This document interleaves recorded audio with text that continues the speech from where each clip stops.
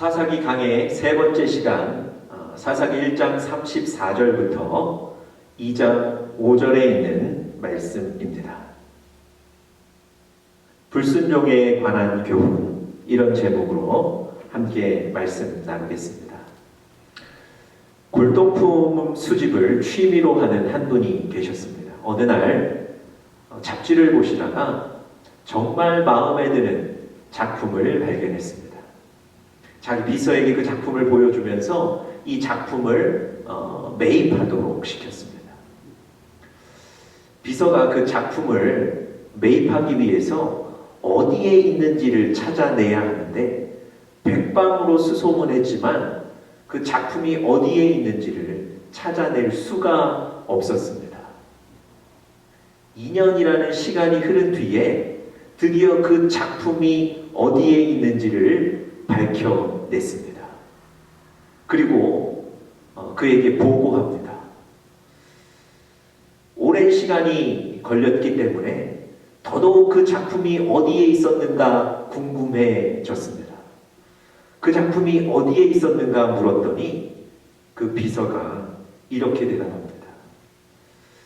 회장님 골동품 창고에 이 작품이 있었습니다. 여러분, 이 사람은 이미 그 작품을 소유하고 있었습니다.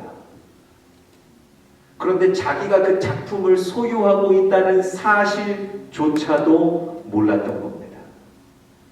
그러니 여러분, 그 작품을 어떻게 누리고 즐길 수 있었겠습니까? 여러분, 어리석은 사람 아닙니까? 미련한 사람 아닙니까? 우리가 사사기 말씀을 통해서 가나안 땅에 입성한 이스라엘 백성들의 모습을 보고 있는데요. 이 이스라엘 백성들의 모습도 똑같습니다. 하나님께서 그 가나안 땅을 이스라엘 백성들에게 이미 주셨습니다. 그 가나안 땅은 이스라엘 백성들의 것입니다. 이스라엘 백성들이 그 땅의 주인이죠. 그런데 자신들이 그 땅을 소유했다는 사실조차도 모르고 살아가는 거예요. 지난 시간에 말씀드렸는데요. 여호수아서에 보니까 아직도 하나님이 주신 그 땅을 차지하지 못한 7지파가 있다 그랬습니다. 하나님께서 그 7지파를 책망하시면서 뭐라고 그러셨습니까? 하나님이 주신 이 땅을 차지하러 가기를 어느 때까지 지체하겠느냐. 여러분, 이 지파들은요 아직 그 땅을 차지하기 위해 시도하지도 않았어요. 자기들이 그 땅의 소유주라는 사실도 정확하게 인식하지 못하고 있었던 겁니다. 하나님이 주신 것을 누리지 못하는 거예요. 여러분, 그 원인이 무엇이었습니까? 완전하지 못한 순종이라고 말씀드렸어요. 다시 말씀드리면 선택적인 순종이었다는 겁니다. 상황이 좋을 때는 순종하고 상황이 어려워지면 순종하지 않는 이런 불완전한 선택적인 순종 때문에 하나님이 주신 그 많은 복들을, 평안들을 누리지 못했다는 겁니다. 사사기 1장 마지막 부분 34절에 보시면요, 아모리 족속이 단 자손들을 몰아냈다, 이런 기사가 있습니다. 아모리 족속이 단 자손을 산지로 몰아넣고 골짜기에 내려오기를 용납하지 아니하였다. 여러분, 이 구절을 보시면 마치 아모리 족속이 이스라엘 백성인 것 같고 단 자손이 가나안에 거주했던 원래 거민인 듯 보입니다. 그런데 그렇지 않아요. 이 단 자손이 바로 이스라엘 백성, 이스라엘 지파 중에 한 지파죠. 아모리 족속은 가나안에 거주했던 거민들입니다. 그런데 그 가나안 땅의 주인인 단 지파가 오히려 이 아모리 족속들에 의해서 밀려나는 거예요. 심지어 골짜기로 내려오지 못하도록 막고 있는 거예요. 여러분, 단지파가 주인인데 객인 아모리 족속에게 오히려 밀려나서 그 땅을 차지하지 못하고 누리지 못하고 있는 겁니다. 하나님께서 여러분과 저에게도 많은 땅을 허락해 주셨습니다. 하나님께서 여러분과 저에게도 복을 허락해 주셨습니다. 평안을 허락해 주셨습니다. 그런데 우리가 그것을 누리지 못하는 거예요. 야, 일이 왜 이렇게 안 풀리는가? 왜 상황이 이렇게 불리한가? 여러분, 우리가 이런 얘기 할 때가 많으시죠? 하나님이 여러분과 저에게 평안과 장래의 소망을 주고 계시다는 것을 믿으시기 바랍니다. 그리고 그 귀한 것을 내가 얻고 누려야 하겠다. 이런 인식들도 있으시기를 간절히 축복합니다. 오늘 2장 본문은요, 바로 1장 후반부의 그 불완전한 순종에 이어서 하나님께서 계속 이스라엘 백성들에게 말씀해 주십니다. 2절 보시면 이런 얘기가 있습니다. 너희는 이 땅의 주민과 언약을 맺지 말며 그들의 제단들을 헐라하였거늘 너희가 내 목소리를 듣지 아니하였으니 어찌하여 그리하였느냐. 여러분, 1장 후반부에 순종하지 못한 이스라엘 백성들에게 하나님이 직접적으로 왜 순종하지 않았느냐고 물으시는 거예요. 내가 그 거민들을 쫓아내고 그 거민들이 섬기던 우상의 제단들을 헐라고 얘기했는데 너희들은 왜 내 목소리를, 내 말을 듣지 않고 그들을 다 용납했는가? 왜 그 제단들을 그대로 받아들였는가? 하나님이 단도직입적으로 이스라엘 백성들에게 순종하지 못한 것을 책망하시는 겁니다. 여러분, 여러분과 저에게도요, 하나님이 동일한 말씀을 하세요. 내가 이렇게 말했는데 어찌하여 그리하지 않았는가? 왜 순종하지 않았느냐 말씀하세요. 여러분, 우리의 관심은 세상의 조건일 수 있고 눈에 보이는 환경일 수 있지만 하나님의 관심은 순종이에요. 하나님은 여러분과 제가 하나님 앞에 온전한 순종을 드리는가를 보고 계시는 겁니다. 이스라엘 백성들이 하나님이 말씀하셨는데도 불구하고 순종하지 못했기 때문에 하나님이 주신 그 많은 것들을 누리지 못했던 겁니다. 오늘 하나님께서는요, 2장 본문을 시작하시면서 이스라엘 백성들이 완전하게 순종하지 못했던 그 일들을 계속 이어나가시는 거예요. 그러시면서 그 불순종에 관해서 이스라엘 백성들에게 교훈해주고 계십니다. 오늘 본문을 통해서요, 하나님께서 이 불순종에 관해서 주신 3가지 교훈을 좀 같이 살펴보도록 하겠습니다. 첫 번째 하나님이 주신 교훈은요, 이 불순종의 원인입니다. 왜 이스라엘 백성들이 하나님의 말씀에 완전히 순종하지 못했을까? 그 원인은요, 하나님께 대한 신뢰가 부족했기 때문입니다. 하나님께 대한 신뢰가 부족했다는 겁니다. 여러분, 누군가가 여러분과 저에게 이런 약속을 해서 이 일을 해주면 이런 보상을 해주겠다. 그런데 여러분과 제가 그 일을 시작하려다가 가만히 생각해 보니까 그 사람에게는 그런 보상할 능력이 없어. 또 그 사람은 그런 보상을 해줄 만한 인품이 안 돼. 그렇게 생각하고 나니까 그 일에 흥미를 잃게 되는 거예요. 그리고 그 일에 대해서 손을 놓는 겁니다. 여러분, 왜 그 일을 하지 않는 거죠? 그 사람에 대한 신뢰가 없기 때문에 그래요. 여러분, 이스라엘 백성들도 마찬가지입니다. 하나님에 대한 신뢰가 부족했기 때문에 하나님께 온전한 순종을 드리지 못했던 거예요. 여러분 1장 말씀에 보니까 유다 지파가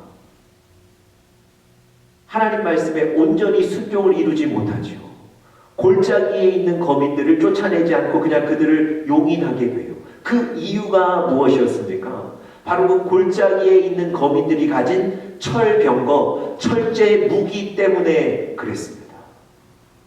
여러분, 하나님은 그들과 싸우면 반드시 승리하게 하시겠다. 그리고 그 땅을 차지하게 할 것이다. 하나님은 분명히 약속하시고 말씀하셨는데 그 골짜기에 있는 거민들이 가진 그 강력한 무기, 그것이 겁이 났던 거예요. 이스라엘의 눈에 그 철병거가 보였던 겁니다.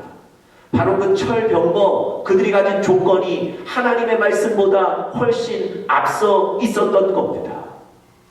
그래서 하나님의 말씀에 순종하지 못했던 거예요.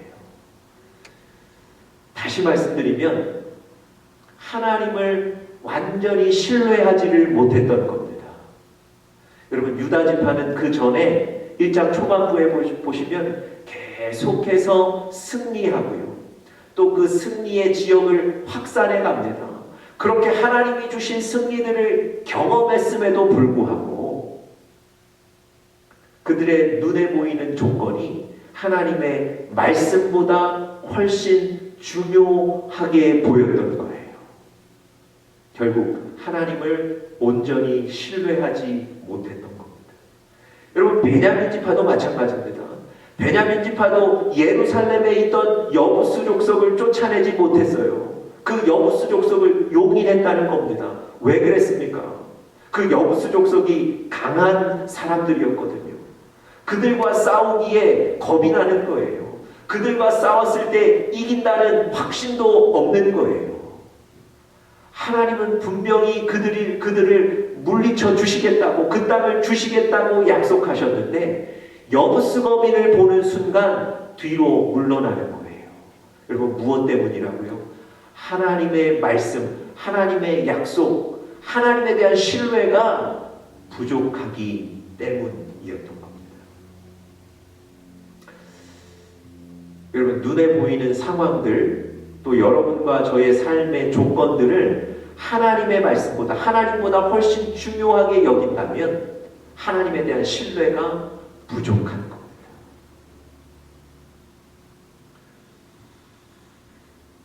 여러분 이렇게 하나님에 대한 신뢰가 부족한 이스라엘 백성들에게 그 신뢰를 회복하도록 하기 위해서 하나님께서 오늘 본문 2장 1절에 그들에게 당부의 말씀을 해주세요.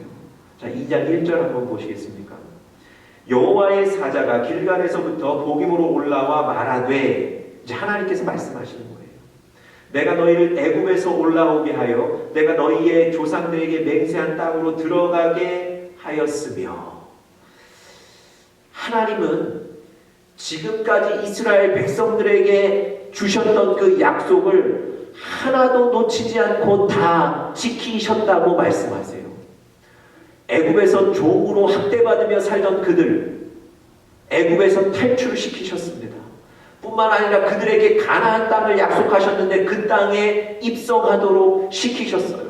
그리고 그 땅을 분배해서 지파에게 나누어 주셨습니다. 여러분 하나님은 이미 이스라엘 백성들에게 약속하셨던 것을 다 이루셨어요. 하나님 지금 이 말씀을 왜 하시는 겁니까? 하나님에 대한 신뢰가 부족한 이스라엘 백성들에게 내가 지금 너희들에게 약속한 것을 다 지키고 있다. 나는 변함없이 너희와 함께 있다. 이것을 말씀해 주시려고 하는 겁니다. 뿐만 아니라 그들을 더욱더 신뢰 위에 굳게 세우시기 위해서 1절 마지막에 한 말씀 더 덧붙이세요. 내가 이르기를 내가 너희와 함께한 언약을 영원히 어기지 아니하리라. 과거에 했던 약속들 지금까지 내가 다 이루었는데 앞으로도 내가 너희와 영원히 함께할 것이며 너희에게 주었던 그 언약들을 그대로 어기지 않고 다 이행할 것이다. 앞으로의 일까지 하나님 다 말씀하세요. 과거에도 그러셨고 지금도 그렇고 앞으로도 하나님이 변함없이 이스라엘 백성들을 지키고 인도하실 것이다. 승리를 주실 것이다. 이 약속을 다시 한번 해 주시는 거예요. 여러분, 여러분들과 저에게도 하나님에 대한 신뢰 회복이 필요합니다. 하나님은 여전히 여러분과 저와 함께 계십니다. 하나님은 변함없이 우리를 사랑하시고 돕고 계십니다. 그런데 우리가 자꾸 하나님과 멀어지는 거예요. 그러면서 하나님이 나를 돕지 않으신다고, 하나님이 지금 나를 어렵게 만들고 그 상황을 그대로 내버려 두신다고 불평하는 거예요. 제가 가끔 이런 예화를 드릴 때가 있는데요. 한 노부부가 오랜만에 드라이브를 하기 위해서 차에 탔습니다. 그날따라 아내가 남편 옆 조수석에 타지 않고 뒷자리에 탔습니다. 그렇게 탄 채로 차가 출발을 했는데요. 마침 신호 때문에 정지하고 있는데 옆차에 보니까 부부가 나란히 앞좌석에 앉아서 정답게 얘기 나누는 그런 장면을 보게 됩니다. 뒷자리에 앉아있던 아내가 투덜투덜대기 시작합니다. 불평하기 시작합니다. 저렇게 정답게 얘기하는 부부도 있는데 우리는 이게 뭡니까? 그럼 남편이 이렇게 대답하죠. 나는 여전히 이 자리에 있는데 당신이 자리를 뒷자리로 옮긴 겁니다. 여러분, 그렇지 않습니까? 남편은 여전히 운전석에 앉아 있는데 그날따라 부인이 자리를 옮긴 거예요. 여러분, 마찬가지입니다. 하나님이 늘 여러분과 저와 함께 계십니다. 하나님은 변함없이 그 자리를 지키고 계십니다. 문제는 여러분과 제가 그 하나님으로부터 멀어진다는 거예요. 우리가 그 자리를 이탈해서 먼 자리로 옮기는 거예요. 여러분, 변함없으신 그 하나님을 붙드시기를 간절히 바랍니다. 그 하나님이 변함없이 우리와 함께 하십니다. 그 하나님을 신뢰하십시오. 두 번째로요, 하나님이 불순종에 대해서 주시는 두 번째 교훈은 바로 불순종의 결과입니다. 여러분, 이 불순종의 결과로 하나님의 큰 징계를 받게 됐습니다. 그 결과를 3절에 이렇게 설명합니다. 내가 또 말하기를 내가 그들을 너희 앞에서 쫓아내지 아니하리라. 여러분, 지금까지 하나님께서 그 가나안 거민들을 쫓아내 주셨는데 하나님께서 이제 그 일을 하지 않으시겠다는 거예요. 하나님의 도움이 중단이 되는 겁니다. 뿐만 아니라 3절 중반에 보시면 그들이 너희 옆구리에 가시가 될 것이다. 여러분, 가시라는 건 무엇입니까? 찔러서 피가 나게 만드는 것, 찔러서 고통을 주는 것이 가시거든요. 그 가나안 거민들이 앞으로 이스라엘 백성들의 삶의 가시가 될 거라는 겁니다. 고통이 될 거라는 거예요. 여러분, 불순종의 결과 하나님의 도움이 중단이 되게 되고요. 그 이스라엘 백성들의 삶에 고통이 찾아오게 되었다는 겁니다.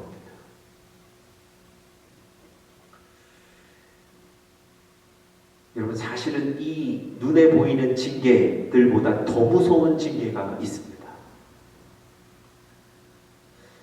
사실 이 이스라엘 백성들은 가나안 거민들을 쫓아내지 않기를 원했어요. 왜냐하면 그들이 강력했거든요. 전쟁을 통해서 승리할 거라는 확신조차 갖지 못했어요. 그래서 같이 살면서 같이 돕기를 원했던 거예요. 하나님이 가나안 거민들을 쫓아내지 않으시겠다고 했으니까 이스라엘 백성들이 원했던 대로 가나안 거민들과 함께 살게 된 거죠. 여러분, 이스라엘 백성들이 원하는 대로 됐는데 이게 하나님의 징계 맞습니까? 여러분, 로마서 1장에 보시면요, 하나님이 그대로 내버려 두신다는 얘기를 3번이나 하고 계십니다. 하나님의 가장 무서운 징계는요, 무관심이에요. 내버려 두시는 거예요. 여러분, 오늘 하나님께서 불순종한 이스라엘 백성들을, 이스라엘 거민들, 가시가 되어 이스라엘을 찌를 그 이스라엘 거민들과 함께 살도록 그냥 내버려 두시겠다는 겁니다. 여러분,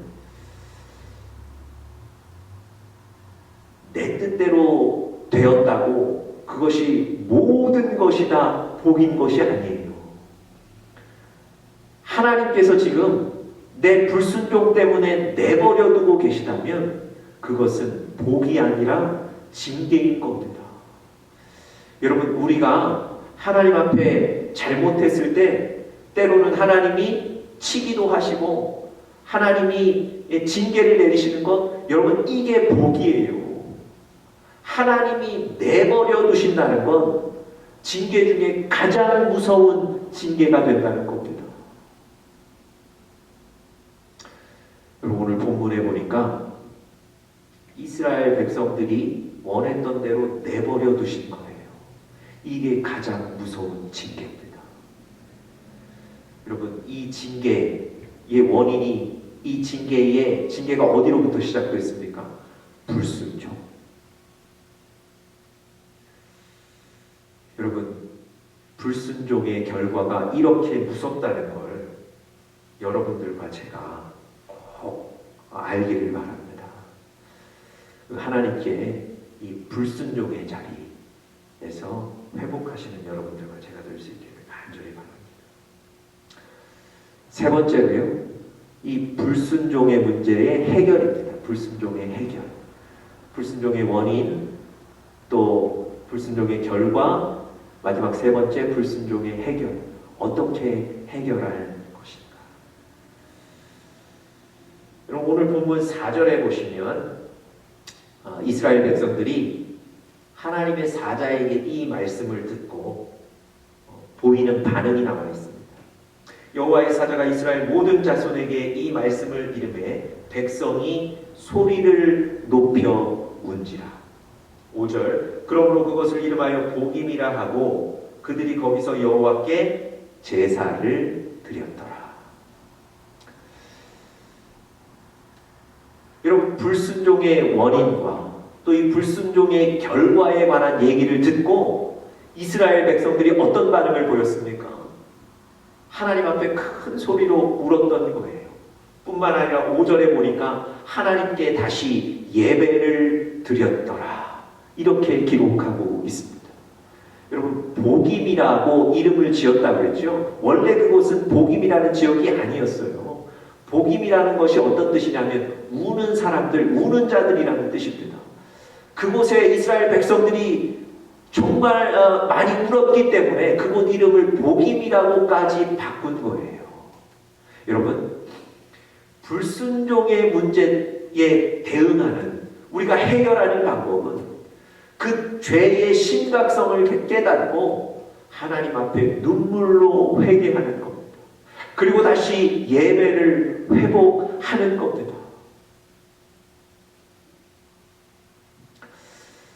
어떤 분들은 이렇게 말씀하세요. 이 이스라엘 백성들이 오늘 4절, 5절에서 나오는 그들의 눈물과 회개와 예배가 진심이 아니었다. 왜냐하면 2절 중반부터 보시면 여전히 그들이 하나님 앞에 악을 범하고 우상을 섬기거든요.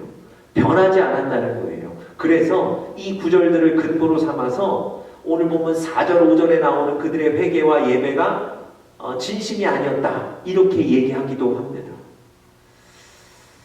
그 얘기도 맞습니다. 그런데 사사기 전체를 보시면 이스라엘 백성들이 악한 죄를 지었어도 하나님 앞에 다시 와서 눈물로 회개하고 하나님께 부르짖을 때 하나님은 그들을 구원할 사사들을 보내주셔서 그들을 살려주셨습니다.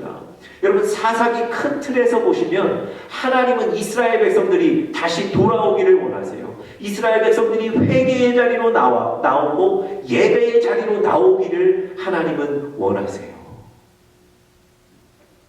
물론 여러분, 진심이 담긴 회개와 예배여야 할 것입니다. 요한일서 1장 9절에 보니까 하나님이 분명하게 말씀하셨습니다.